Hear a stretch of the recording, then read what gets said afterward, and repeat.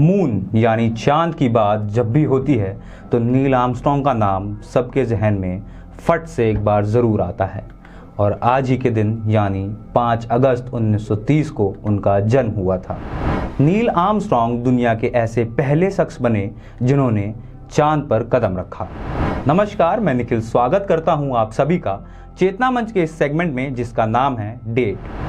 आज ही के दिन चांद पर सबसे पहले कदम रखने वाले नील आर्मस्ट्रॉन्ग का जन्म ओहायो, यूनाइटेड स्टेट्स में हुआ था। उनके पिता का नाम स्टीफन आर्मस्ट्रॉन्ग था। नील अपने भाई बहनों में सबसे छोटे थे और उनके पिता ओहायो में सरकार के लिए ऑडिटर के रूप में काम किया करते थे। नील को बचपन से ही हवाई उड़ानों में बड़ी दिलचस्पी थी। 5 साल की उम्र में पहली बार उनके पिता उन्हें वॉरेन नाम की एक जगह पर ले गए, जहां वो पहली बार किसी हवाई जहाज में बैठे थे। वो हवाई जहाज फोर्ड का ट्राई मोटर्स हवाई जहाज था। नील ने अपनी शुरुआती पढ़ाई एक सरकारी हाई स्कूल से की। उन्होंने अपने 16वें जन्मदिन पर स्टूडेंट लाइफ सर्टिफिकेट हासिल कर लिया था और उसी साल उन्होंने पहली एकल उड़ान भरी। ताज्जुब की बात यह भी है कि उड़ान भरते हुए उनके पास ड्राइविंग लाइसेंस तक नहीं था। साल 1948 में उन्होंने 17 साल की उम्र में एरोनॉटिकल इंजीनियरिंग की पढ़ाई शुरू की। किसी कॉलेज में पढ़ने वाले वो अपने परिवार के केवल दूसरे सदस्य थे। 1949 तारीख 26 जनवरी उनको नौसेना यानी नेवी से बुलावा आया, जिसके बाद पेंसाकोला नेवी एयर स्टेशन में 18 महीने तक उन्होंने ट्रेनिंग ली। 20 साल की उम्र में उन्हें नेवी पायलट का पद मिल गया।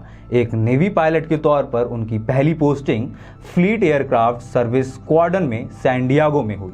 उसके बाद उन्होंने कोरियन वॉर में भी हिस्सा लिया। उन्हें इस वॉर के लिए एयर मेडल, गोल्ड स्टार और कोरियन सर्विस मेडल से सम्मानित भी किया गया, जिसके बाद 22 साल की उम्र में उन्होंने नेवी भी छोड़ दी। नेवी को छोड़ने के बाद नील आर्मस्ट्रॉन्ग वापस से अपनी पढ़ाई शुरू कर चुके थे और एरोनॉटिकल इंजीनियरिंग में ग्रेजुएशन की डिग्री प्राप्त की। उसी समय कॉलेज में उनकी मुलाकात एलिजाबेथ शेरों से हुई और 26 जनवरी को दोनों ने शादी कर ली। 20 सितंबर 1956 को उनको जेमिनी प्रोग्राम के लिए चुना गया और उन्हें उसमें कमांड पायलट बनाया गया। ये प्रोग्राम उस समय का बहुत मुश्किल मिशनों में से एक हुआ करता था। इसके बाद आर्मस्ट्रॉन्ग को अपोलो 11 मिशन में शामिल होने के लिए न्योता भेजा गया और अपोलो 11 का कमांडर बनाया गया। साल 1969 में एक मीटिंग हुई जिसमें यह फैसला हुआ कि आर्मस्ट्रॉन्ग ही वो शख्स होंगे जो पहली बार चांद पर कदम रखेंगे, क्योंकि प्रोटोकॉल के मुताबिक वो इस मिशन के कमांडर थे, तो उन्हें सबसे पहले उतरने का मौका दिया जाना चाहिए। ये उनकी जिंदगी का सबसे बड़ा पल था जब वे अपोलो 11 के लिए उड़ान भर रहे थे। इस मिशन में उनका ऐसा कोई टारगेट नहीं था कि कहां उतरना है, बस यही एक टारगेट था कि बस सुरक्षित उतरना है।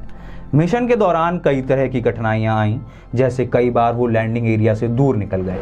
लैंडिंग होने के बाद उतरते समय जब वो सबसे आखिरी सीढ़ी पर खड़े थे, तब उन्होंने कहा, अब मैं LEM यानी अपोलो ल्यूनर मॉड्यूल से उतरने वाला हूं।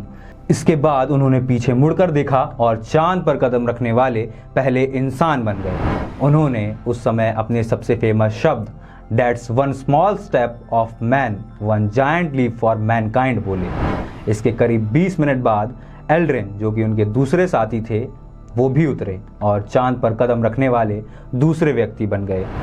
दोनों साथ मिलकर चांद की जमीन पर घूमे और चंद्रमा की सतह पर अमेरिका का झंडा भी फहराया।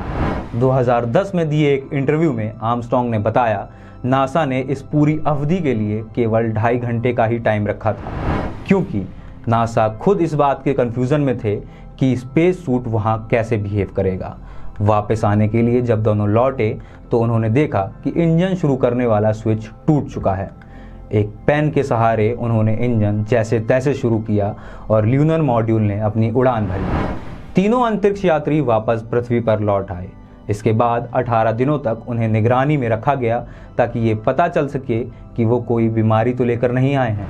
आर्मस्ट्रॉन्ग ने यह घोषणा की कि वह अंतरिक्ष यात्रा पर अब कभी नहीं जाना चाहते। इसके बाद वो सिंसिनाटी यूनिवर्सिटी में एयरोस्पेस इंजीनियरिंग पढ़ाने लगे और 8 साल तक उन्होंने यही किया। दिल की बीमारी के चलते 2012 में उन्हें बाईपास सर्जरी से गुजरना पड़ा और 25 अगस्त 2012 को उनका निधन हो गया। उन्हें हमेशा अमेरिका के नायकों में गिना जाता है और गिना जाता रहेगा। डेट के इस एपिसोड में आज के लिए इतना ही। मिलता हूँ आपसे कल नई डेट पर। अपना ख्याल रखिएगा।